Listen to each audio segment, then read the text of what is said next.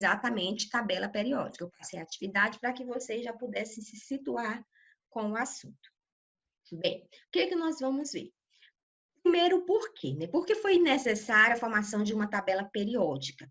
Bem, foi se descobrindo vários elementos químicos, as características desses elementos, e aí, diante disso, se sentiu a necessidade de organizar esses elementos químicos, de forma que todos pudessem ter acesso e que fosse de fácil acesso. Então, o que fazer? Então, vários cientistas foram pensando, foram pesquisando, foram organizando, foram surgindo várias ideias, mas aqui eu coloquei duas aqui que foram as que realmente foi levada em consideração, foi a de Dmitry Ivanovich Mendeleev, né? A gente chama mais de Mendeleev, que ele foi considerado o pai da tabela periódica, pois ele organizou os elementos químicos em filas horizontais, em ordem crescente de massa atômica, e mostrou que nas linhas verticais havia elementos com propriedades químicas e físicas semelhantes. Então, ele teve uma influência muito grande na formação da tabela, porque ele conseguiu encontrar uma forma melhor de organizar esses elementos e descobriu essa característica peculiar que ainda hoje existe na tabela, que na linha vertical, né, os elementos que estão ali, eles têm propriedades semelhantes. Só que depois veio outra pessoa, que foi Moseley, que ele era um físico, e em 1915 ele organizou a tabela por ordem de número atômico. E aí ficou conhecido esse enunciado dele. As propriedades dos elementos químicos se repetem periodicamente quando eles são ordenados em ordem crescente de seus números atômicos.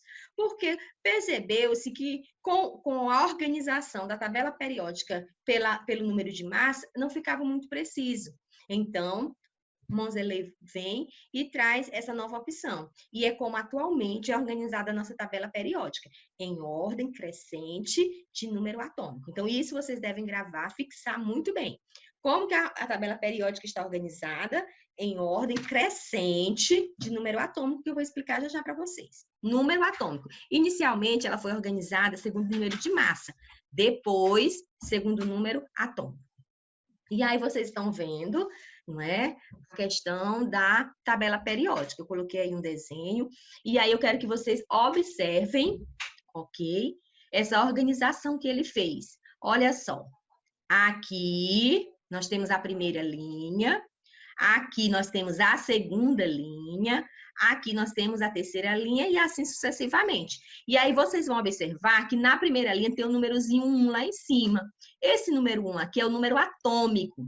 Seguindo na primeira linha ainda, nós vamos ter um outro elemento aqui, que é o hélio, que tem um número atômico igual a 2.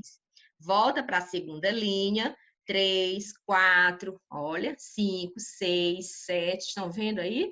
8, 9, e assim sucessivamente. Então, ele vai seguindo essa sequência. Esse é o modelo atual em que a nossa tabela periódica ela está organizada.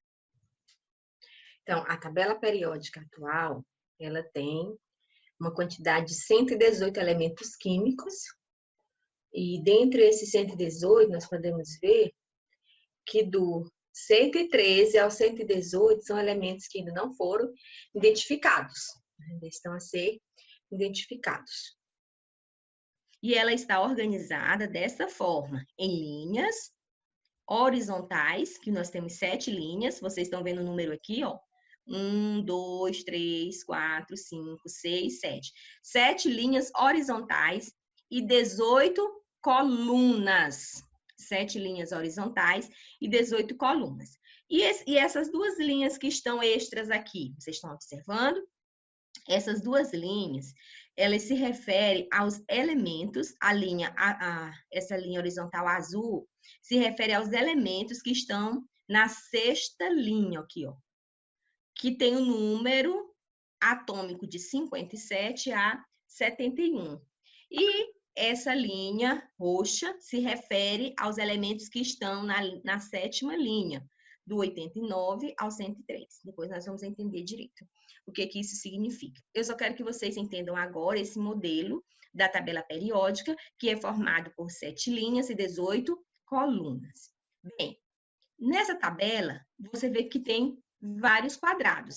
cada quadrado tem um elemento químico. E nesse quadrado, o elemento químico ele está organizado dessa forma, onde em cima, nessa parte aí de cima, vai ter o número atômico, ok? Deixa eu tirar minha imagem aqui.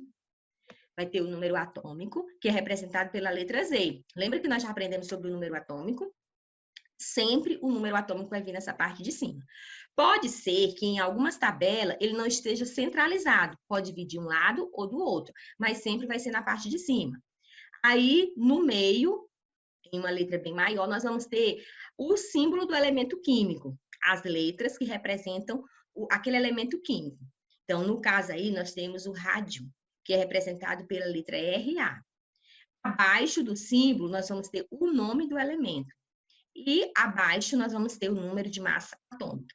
Então, é dessa forma que está organizado cada quadradinho naquela tabela de cada elemento químico. Em cada quadradinho daquele, nós vamos ter na parte superior o número atômico, no centro o símbolo do elemento, abaixo do símbolo o nome daquele elemento e abaixo nós vamos ter a massa atômica. Ok? Então, outra característica importante da tabela periódica é que ela está organizada, como vocês podem ver, eu já falei inicialmente, em 7 linhas, que nós vamos chamar de período. Cada linha nós chamamos de período, ok? Primeiro período, segundo período, terceiro período. E na parte de cima nós vamos ter 18 colunas, que são chamadas de grupos ou famílias, ok? 7 períodos e 18 grupos ou famílias. E aí vocês podem observar aí que alguns grupos vão ter nomes específicos. Por exemplo, nessa primeira coluna, nós vamos ter o que nós chamamos de metais alcalinos. Esses que estão de amarelo, ok? São os metais alcalinos. Aí você pode dizer assim, professor, e essa parte, esse primeiro aqui que não está de amarelo?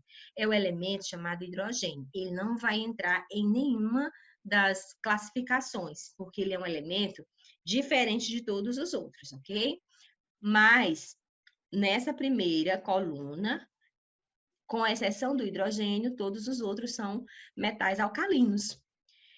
Então, uma pergunta que eu posso fazer é: como são chamados elementos da primeira coluna? Metais alcalinos. Na segunda coluna, segundo grupo ou família, que é a segunda coluna, metais alcalinos terrosos.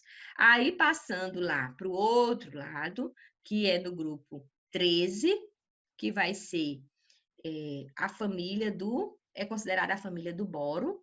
No 14, a família do carbono. Geralmente, esses nomes eles recebem porque o primeiro elemento que está aqui é o carbono e aqui o boro.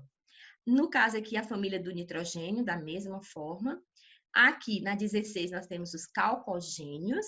Na 17, os halogênios. E no grupo 18, na família 18, nós vamos ter os gases nobres, ok? Então, essas características são características extremamente importantes de vocês observarem. É só vocês, ó, no centro, esses elementos que estão no centro aqui, eles vão ser chamados de metais de transição. Estão vendo? De cores azul, acho que é azul mesmo. Metais de transição. Você vê que tem 2 aqui separados, que são os lantanídeos, que estão aqui nessa linha, e os actinídeos, que não entram nos metais de transição. Tirando os metais de transição, vocês vão ter uma sequência de metais alcalinos terrosos, pula para o grupo 13, família do carbono, e aí na tabela você já vai ver o carbono em cima, do boro. Aí, família do carbono, família do nitrogênio. Não vai ser difícil. Aí vem os calcogênios, halogênios e os gases nobres. Isso vocês vão ter que realmente memorizar. Bem, como eu já falei, eles também têm algumas características como tem os elementos de transição, que eu já coloquei na tabela atrás, mas esses outros elementos, eles são chamados de elementos representativos. Os alcalinos terrosos, os alcalinos, o do boro, do carbono, o grupo do nitrogênio, o calcogênio e o halogênio, eles são considerados elementos representativos. E os do centrão, olha só, eles são considerados elementos de transição. Outra característica dos elementos químicos é a composição deles, né? Eles podem ser caracterizado como elementos metais, ametais, semimetais e gases nobres que eu já falei para vocês. E nessa imagem aí eu coloquei de forma bem destacada cada um. Nesse em rosa, que vocês observam que é praticamente a maioria, né, dos elementos químicos, eles são considerados metais. A maior parte dos elementos químicos da tabela periódica são considerados metais. E eles se encontram em temperatura ambiente, eles se encontram no estado sólido, com exceção do mercúrio, que está no estado líquido, mesmo em temperatura ambiente. Qual é a característica do metal?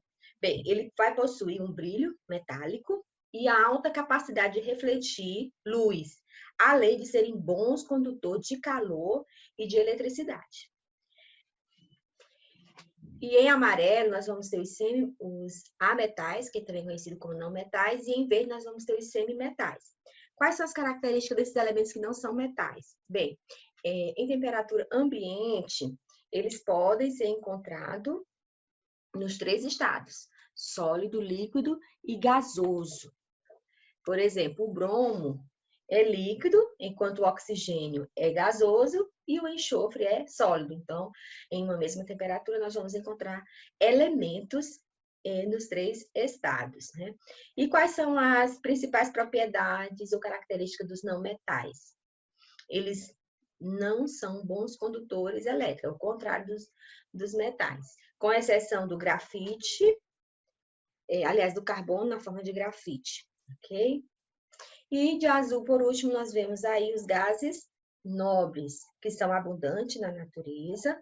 Eles são estáveis, né? Uma das características são estáveis e eles não reagem muito bem a outros elementos. É o que nós vamos ver nas ligações químicas, que os gases nobres, eles não se ligam, né, a outros elementos, não reagem bem a outros elementos. Então, meninos, aí fica, né, o nosso conteúdo de tabela periódica.